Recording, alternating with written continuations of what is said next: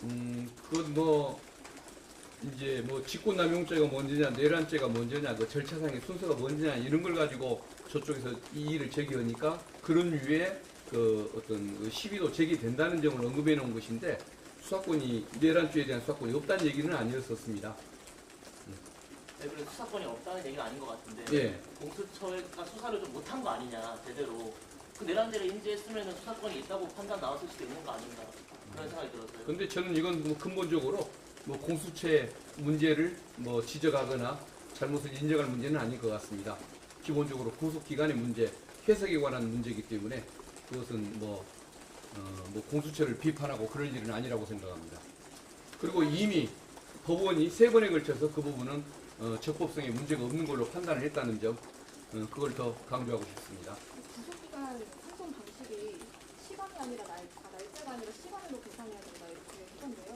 그 부분에 대해서는 따로 문제가 없나요? 법상으로는 여태까지 검찰에서 기소를 할 때, 그리고 구속영장을 그 시간 내에서 기소를 할 때 실무상 이런 전례가 없었던 걸로 저는 기억을 합니다.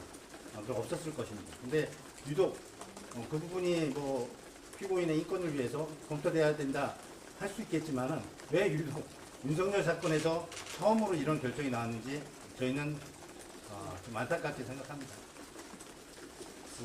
두 가지 이제 판단을 한 거잖아요. 그 구속기간 산정과 관련해서 날로 할 거냐, 시간으로 할 거냐, 이게 이제 첫 번째 쟁점이었고, 체포 구속 적부심사 그 기간을 포함할 거냐 말 거냐 이 두 가지가 있었는데 후자 체포 적부심과 관련해서는 아주 명확하게 판단한 것 같지는 않습니다.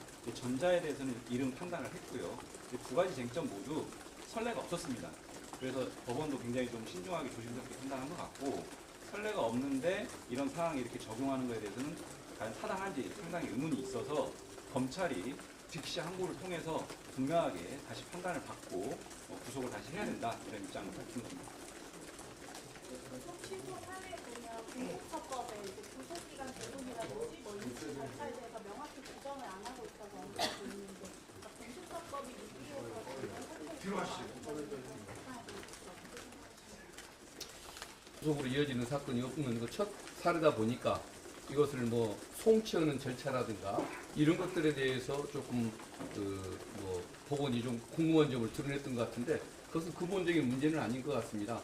송치하는 방식이야 뭐 의견서를 작성할 수도 있고 신병만 옮길 수도 있고 그런 것이기 때문에 이 그 법원의 그 뭐 지적 내용 자체가 내용상 불분명한 부분이라 그것은 위법 여부를 판단하는 데 그렇게 중요한 영향을 줬던 것 같지는 않습니다.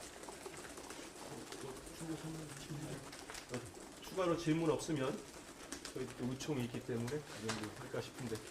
하나만 더요. 아니, 그러면 말씀하십시오. 검찰에서 항고를 하면 구속기간이 연장이 되는 건가요? 지금은 재판 기간이 있지 않습니까? 재판 기간이 있다면 6개월이라고 하는 그 1심 구속 기간이 있어서요.